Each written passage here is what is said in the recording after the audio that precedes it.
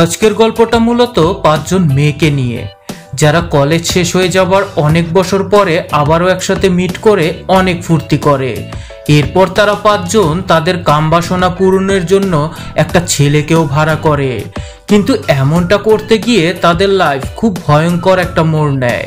আর সেটা কেন আর কিভাবে নেয়, আজকের ভিডিওতে আমরা সেটাই জানবো। তো মুভির শুরুতে আমরা কিছু মেয়েকে দেখতে পাই। এখানে একটা মেয়ের বিয়ে, আর তার নাম হচ্ছে জেস, আর তার সাথে তার তিনজন বান্ধবী, তাদের নাম এলিস, কিউই আর ফ্র্যাঙ্কি। আর তারা সবাই মিলে ব্যাচেলর পার্টি করছিল। তখন তারা প্ল্যান করে, চলো আমরা সবাই মিলে মিয়ামি যাই, আর সেখানে গিয়ে আমরা এনজয় করব।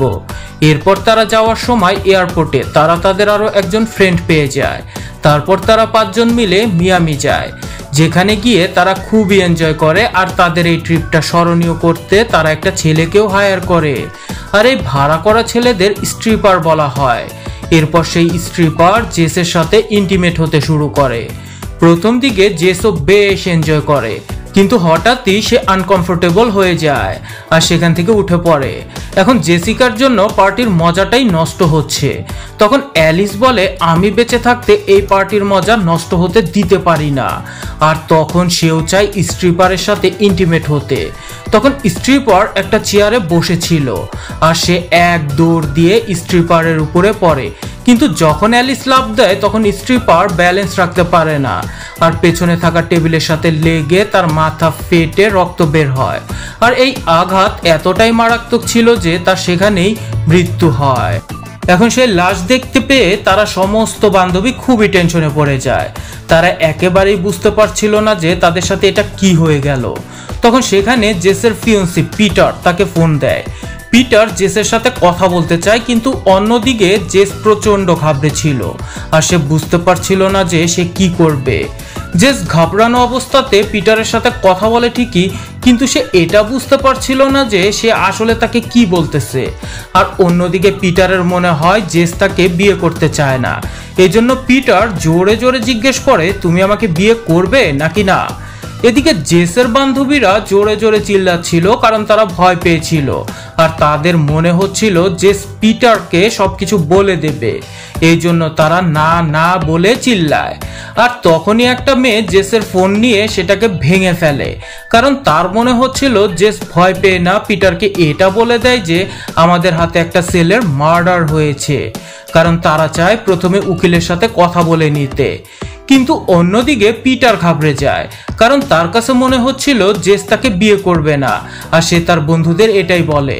এসব কিছু শুনে তার বন্ধুরা বলে, তোমার হয়তো কোনো একটা ভুল হচ্ছে। জেস খুবই ভালো একজন মেয়ে, আর এমন মেয়ে লাইফে বারবার পাওয়া যায় না। তাই তুমি জেসের সাথে গিয়ে মিট করো, আর তোমাদের মধ্যে প্রবলেমগুলো সলভ করে তুমি তাকেই বিয়ে করো। কিন্তু এদিকে সমস্ত মেয়েরা তাদের ফোন সুইচ অফ করে ফেলে।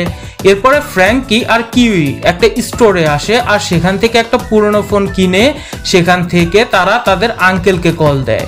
তার আঙ্কেল একজন উকিল ছিল, এই জন্য সমস্ত মেয়েরা তার আঙ্কেলকে সত্যিটা বলে দেয়। সব শুনে তার আঙ্কেল বলে, যদি তোমরা সবাই সেই ডেড বডির সাথে ধরা পড়ো তাহলে তোমাদের কম করে হলেও 5 বছরের জেল হবে। যদি তোমরা এই ঝামেলাটা থেকে বাঁচতে চাও তবে লাশটা পুঁতে ফেলো। তখন সমস্ত মেয়েরা মিলে সারা রাত এটাই চিন্তা করে কিভাবে লাশটাকে তারা রুম থেকে বের করে কিভাবে গুম করবে। অন্যদিকে পিটার কিছুই বুঝতে পারছিল না যে প্রবলেমটা কি হয়েছে, জেস তার সাথে এমন বিহেভ কেন করলো, আর তার ভুলটাই বা কোথায়।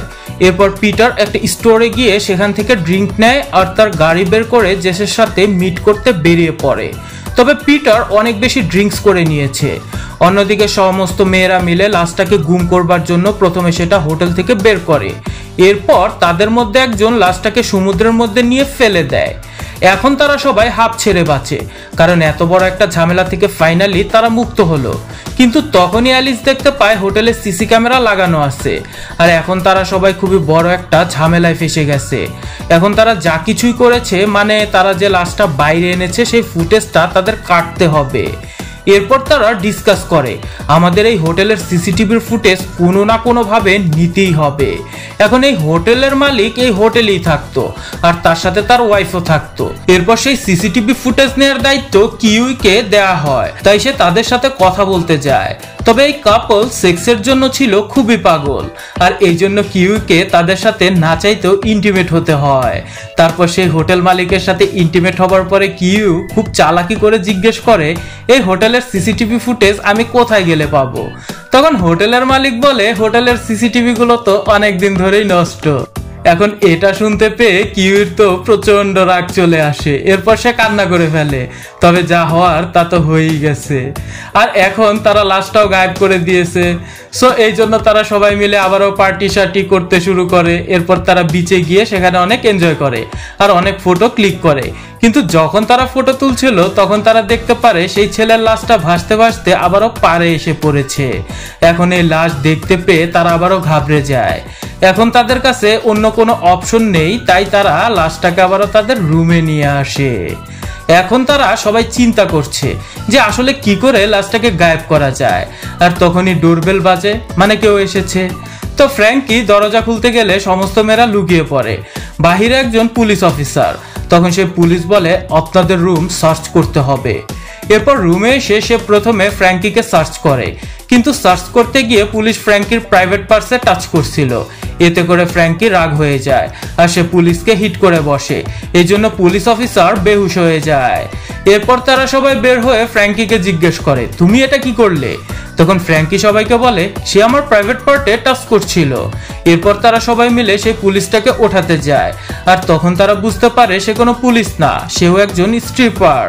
এখন তারা বুঝতে পারছিল না আসল স্ট্রিপারকে আর নকলকে, মানে যদি সে আসল স্ট্রিপার হয় তবে যে লাশ হয়ে আছে সে কে। এরপর তারা সবাই মিলে নকল পুলিশটাকে বেড়ের সাথে বেঁধে ফেলে। এরপর তারা সবাই মিলে সেই আগের লাশটাকে বের করে আর সেটাকে এই নকল পুলিশের গাড়িতে করে পুঁতে ফেলতে বেরিয়ে পড়ে। কিন্তু হয়তোবা এই মেয়েদের কপালটাই খারাপ ছিল, গাড়িটা রাস্তাতেই নষ্ট হয়ে যায় আর সেই লাশটা রাস্তায় পড়ে যায়। তারপর মেয়েরা আবারও লাশটা নিয়ে সেই হোটেলে ফিরে আসে। এখন রুমের মধ্যে তাদের মধ্যে প্রচন্ড ঝগড়া শুরু হয়। তারা সবাই এখানে একে অন্যের উপর ব্লেম করছিল।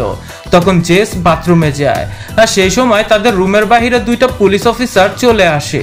তারা তাদের ব্যাচ শো করে আর সেই পুরনো স্ট্রিপারের ফটোটা দেখিয়ে বলে, এই লোকটা খুবই ভয়ঙ্কর সন্ত্রাসী, আপনারা কি আগে তাকে কখনো দেখেছিলেন?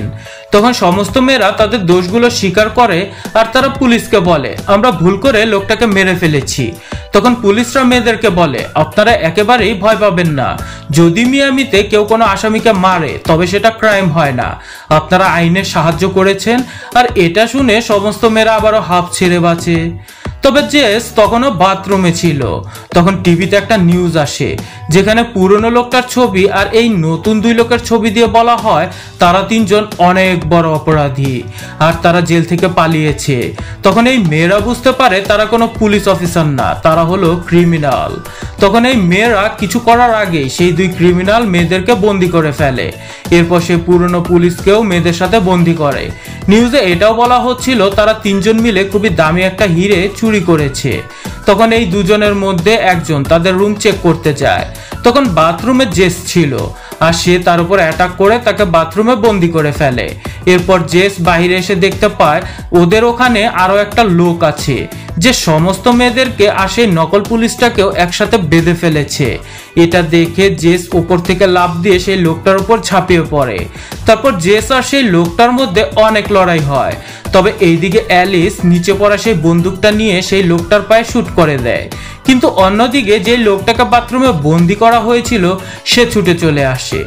সে জেসের উপর অ্যাটাক করবে আর তখনই জেসের হবু হাজবেন্ড দেয়াল ভেঙে তার উপরে গাড়ি উঠিয়ে দেয়, কারণ সে অনেক বেশি ড্রিঙ্কস করেছিল আর এই জন্য সেই গুন্ডা অনেক আহত হয়ে যায়। আর জেস তার হবু হাজবেন্ডকে সব সত্যি কথাগুলো বলে দেয় আর এখানেই তাদের মধ্যে সমস্ত প্রবলেম সলভ হয়ে যায়। জেস আর তার বন্ধুরা ক্রিমিনালদেরকে ধরে ফেলে আর এই জন্য পুলিশ তাদেরকে ছেড়ে দেয়। এরপর জেস আর তার হবু হাজবেন্ড মিয়ামিতেই বিয়ে করে ফেলে আর সেই ক্রিমিনালদেরকে ধরবার কারণে জেস আর তার ফ্রেন্ডসদের চারিদিকে নামডাক ছড়িয়ে পড়ে। আর এই মুভিটা এখানেই দা এন্ড হয়ে গেছে।